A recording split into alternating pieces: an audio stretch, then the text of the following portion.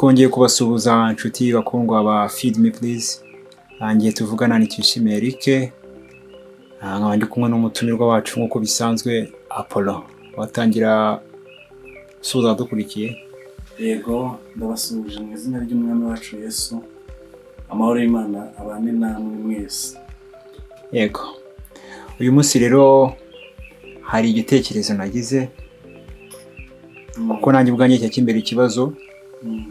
Apollo nifuza tuganireho ku byerekeye gufasha. Yego.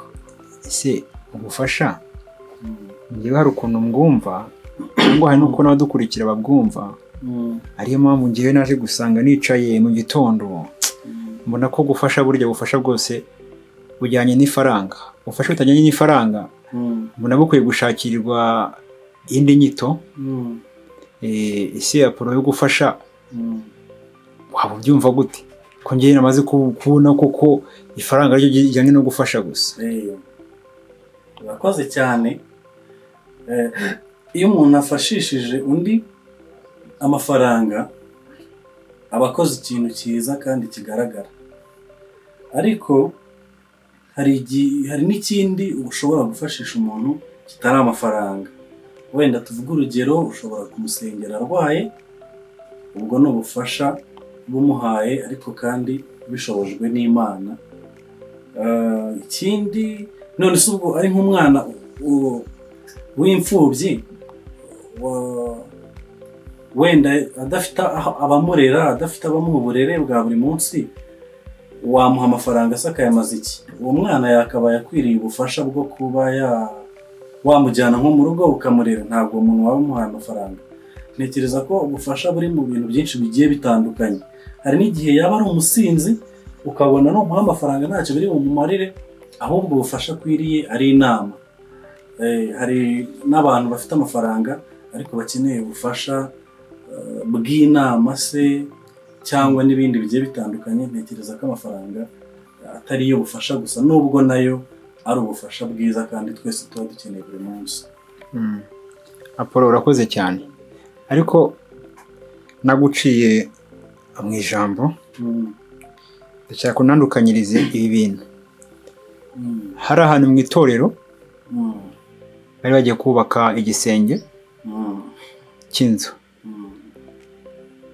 Barangije bavuga ati mutange ubufasha kugira twubake. Mu by'ukuri ubufasha abaturage batanga amafaranga yari makeya. Umwe arahaguruka aravuga ngo rero nta bundi bufasha ngiye kubahereza ni ubufasha bw'amasengesho. Bagenzi be baramukwena ngo uyu nguyu se bavuze iki? Mu by'ukuri uwaje avuga ubufasha bw'isengesho muri icyo gihe cy'itorero bari gushaka kubaka iyo nyubako ngo hashire igisenge gishyashya, uwatanze amafaranga byiswe ubufasha. Wavuze ko afite ubufasha bw'isengesho baramukwenya. Nkanandukanyiriza icyo kintu rero. Icyo gihe rero isengesho ntabwo ryabaye ubufasha. Yego. Yarababwiye ikintu cyiza. Ntabwo amasengesho yasakara urusengero kuko haba hakeneye amafaranga. Ariko hari n'igihe n'amafaranga haba hakenewe amasengesho kugira ngo n'ayo mafaranga aboneke. Ntekereza ko bari bamuhubukanye kuko n'udafite icyo yafasha mu rusengero, nyine ubufasha bwe buba ari ugusenga kandi nabyo biba bikenewe cyane. Icyo kintu kiraneze cyane kuko abenshi hari n'insengero ugeramo rwose pe ugasanga hari nk'umuntu ufite impano y'umwuka wera, ushoboye gusenga, ufite impano yo gusenga no kwinginga, ufite impano zindi ariko adafite amafaranga, ugasanga bamwicaza inyuma. Ariko mu by'ukuri dukeneye ubufasha bugiye butandukanye. Ariko njyewe umuntu wambwira ngo abe ubufasha bwo kumfasha gusenga, njyewe nakumva rwose ankoreye ikintu gikomeye. Kuko hari ibibazo byose bibaho bikemurwa n'amasengesho. Ariko hari ibindi bibazo bibaho bidakemurwa n'amafaranga. Numva rero uwo muntu abamukwenye ahubwo ari bo bakwiriye inkwenene. Gusa ntabwo wabitindaho. Muri iyi minsi mu nsengero hagwiriye abantu utamenya ibyabo, ariko Imana izagenda igira uko ibigenza. Yesu yaravuze ngo mureke urukungu rukorane n'amasaka, igihe cy'isarura nikigera nyir'umurima ubwe niwe uzaza akatandukanya urukungu n'amasaka. Abo bamusetse rero numva ari urukungu. Rero abo ngabo nibo batumiranye mu gitondo nicara nkibaza nkavuga ariko kuko byaba koko gufasha bijyanye n'ifaranga gusa. Rero ndashaka mu by'ukuri hari abantu bafite inyunganizi cyangwa igitekerezo cyangwa ababyumva kimwe, haba nkanjye Eric cyangwa ababyumva kimwe nka Apollo, bazi kuba ugira urubanza abagamiraho aduhereze realite, kuko ngewe nk'iyo realite nanone ndongera nze ku bundi buzima busanzwe. Umuntu aricaye ari ha Nyabugogo ari gusaba amafaranga, arwaje umwana, abantu baraza bagashyira muri ka kantu nibari wenda tuvuge akantu yashize hasi, agakombe yashizemo. Abantu bose bahita bibwira ko bagomba gutanga ubufasha bw'ifaranga, ariko uramutse uje imbere y'uwo muntu ukamubwira ati ndaguha ubufasha bw'isengesho njye n'amafaranga mfite, uzi ko yakureba nabi cyane. Sasa ni ukubera iki rero? Njye ndacyabona ko ubufasha bukubiye mu mafaranga. Uwo muntu ashobora no kugutuka, yagutuka cyane, ariko mumbabarire kuvuga gutya, banambabarire. Hari n'abantu baba bari ku mihanda basaba ariko badakeneye ubufasha bw'amafaranga, ahubwo bakenewe nk'ubufasha bwo kujyanwa nko mu bigo bigorora abantu, bakeneye nko kujya muri za rehab. Ugasanga wowe uri kumuhereza 1000 akajya kwiyica, ukamuha 1000 akajya kukinywera urwagwa.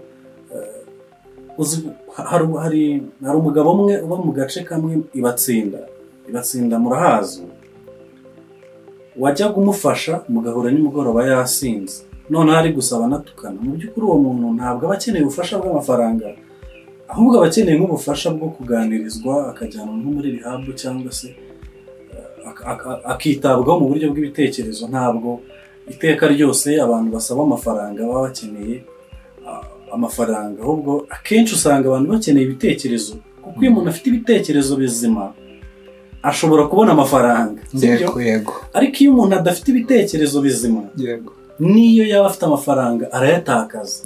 Sibyo? Ntabwo rero twebwe dukeneye amafaranga gusa, ahubwo dukeneye ibitekerezo bizima bituma dushobora gukorera amafaranga. Bishobora no gutuma kandi n'amafaranga dukoreye atabaye kuturimbuza. Hari n'ibitekerezo byo gukorera amafaranga gusa ariko bitarimo ibyo kuyakoreramo umugisha.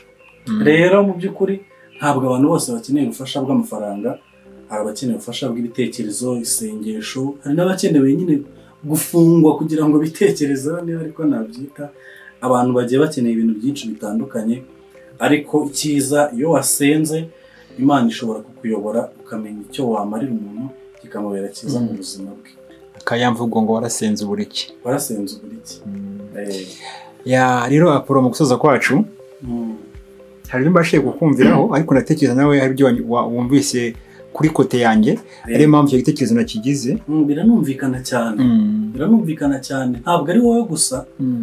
Abantu benshi batekereza ibintu mu mafaranga, ari nabyo byatumye dushyira amafaranga imbere, tugeze n'aho tugurisha agakiza k'Imana. Niba umuntu ari umuhanuzi akumva ko ngewe nkeneye isengesho, ndi umukene, hari Eric w'umukire nawe ukeneye isengesho, akajya kwa Eric kugira ngo aze kubona cya kintu. Uzasanga ari naho hari ivugabutumwa rigamije, ugasanga ukabona umuntu ari kubwiriza ariko ukagira ngo yagakwiye kuba ahubwo yajya nko muri James ngo ajye gusetsa abantu. Aravuga ibintu byatuma abantu batanga amafaranga, sibyo?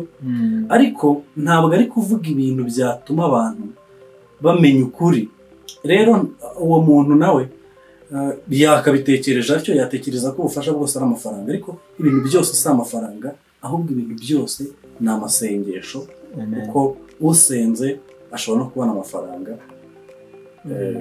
Icya mbere ni ukugira ibitekerezo bizima, ugasenga Imana, ukizera, ugakiranuka, ugakunda umurimo. Ibyo by'amafaranga byanizana, ntabwo dukeneye kwirirwa tuvuga ku by'amafaranga cyane gusa, kuko amafaranga araza akanagenda. Mwakoze cyane Apollo kuza kwemera ubutumwa bwacu bw'uno munsi, kandi tubashimira yuko muzajya mukomeza mudusangiza ibitekerezo byiza byubaka birimo n'ijambo ry'Imana tubigaho kuri channel ya Feed Me Please. Natekereza amagingo aya channel abasomye abareba video ya mbere iri hasi banza ivuga introduction y'iyi channel ikigamije bazajya bona ibyo mutugezaho nkuko nanjye nishimiye yuko uyu munsi wa none hari icyo nsobanuriye. Nibwiye yuko gufasha kose bizava mu ifaranga, ariko maze kubona ko na wa mukire wicaye yicaye ahantu afite byose, afite amazu meza, afite imodoka nziza, ari muri bombone, ariko barakuramo umwuka ugahera. Aravuga ati munsengere kuko ibyo afite byose yarabitanze. Umuntu akeneye Yesu. Ufasha yego. Iyo mpamvu wowe ufite icyo umurusha ugomba kumufasha bw'isengesho. Nukuri Apollo tubashimiye cyane, witeka bamugisha. Amen. Namwe murakoze cyane. Dukeneye Yesu kuko Yesu atanga amafaranga, ariko amafaranga ntago atanga Yesu. Amen. Mugira umunsi mwiza. Witeka barinde. Amen.